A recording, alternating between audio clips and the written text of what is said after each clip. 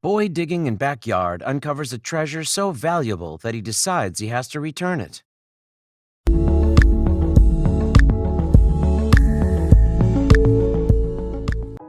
During one of his digging adventures, hidden deep beneath a rich and historic soil, he found what would become a precious family heirloom.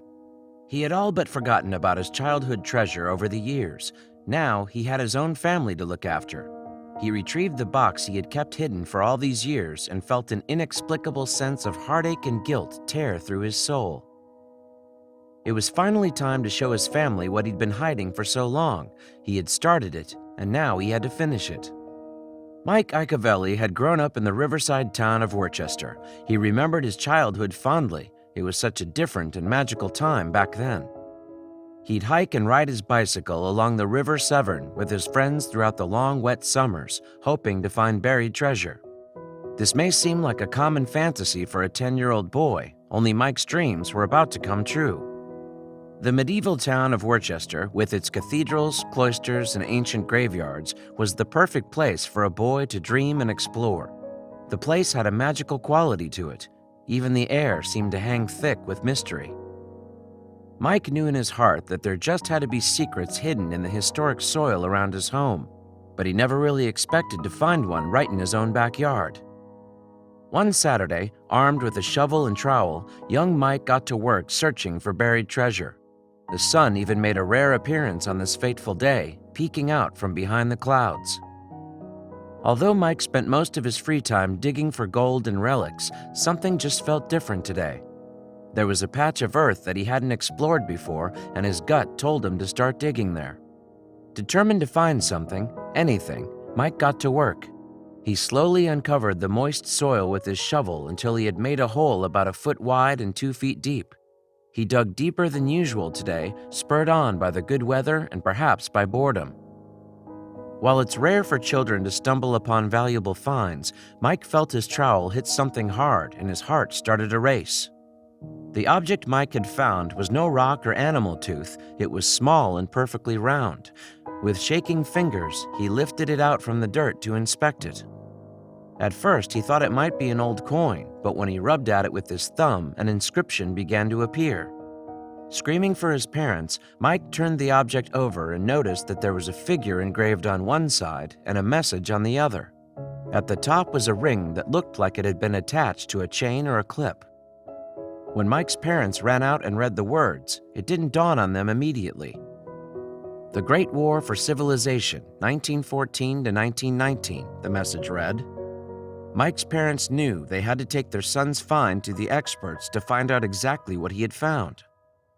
I recall the delight when I started to clean off the dirt and realized that this was not just another old coin from my collection, Mike remembers. Little did he know he was about to embark on a mission that would take another 3 decades to complete. Experts were astounded by young Mike's discovery. What he'd found was a gold medal. From the wear on its surface, they knew it was old, but just how old? With further analysis, experts all agreed that this gold medal must have been presented to one brave soldier during World War I, and it wasn't just any medal. The medal that Mike had found was a gold medal of honor, but it wasn't until 30 years had passed that his guilt became too much to bear. Although he had found it in his Worcester backyard, he always felt that it didn't really belong to him. Now an adult living in Canada with his own family, he decided to do something about it. Mike knew it was time to finish what he'd started all those years ago. He carefully removed the medal from a box in his cupboard and showed it to his children. When he saw the medal again, all his memories of growing up in Worcester came flooding back. He longed for his children to have such magical childhood memories, but they seemed to be more interested in their smartphones than playing outside. But little did he know, his kids held the first key to the mystery. It was a suggestion from his tech-savvy kids that changed everything for Mike. They heard his story and encouraged him to take to Facebook to return the medal to its rightful owner. But where to start? Then he found a group dedicated to artifacts and the history of his hometown on Facebook called Worcester Memories. Mike uploaded a photograph of his medal, and soon the story went viral. Excited that his post had garnered so much interest, Mike knew exactly what he had to do. But he'd need help from his family members who were still living in England. "I convinced my mother to take a trip to Worcester Museum to see if I could get more information," he explained. Unfortunately, the curator at the museum was of very little help in Mike's special quest. Just as he was about to give up hope of the medal's owner ever being found, he got a private message on Facebook. Someone had recognized the name inscribed on the medal's side, so who had it belonged to?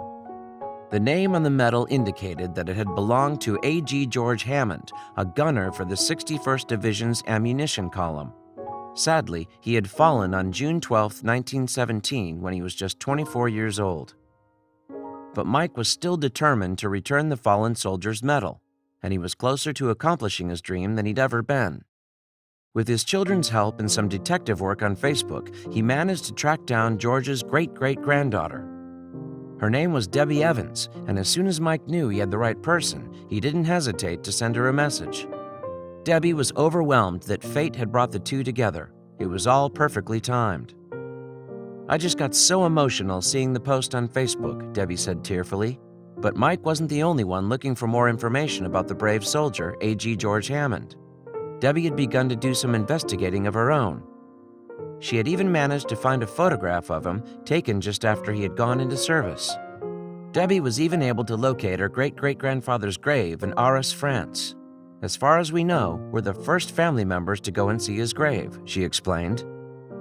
Previously, no one really knew anything about George, who he served with, when, and where.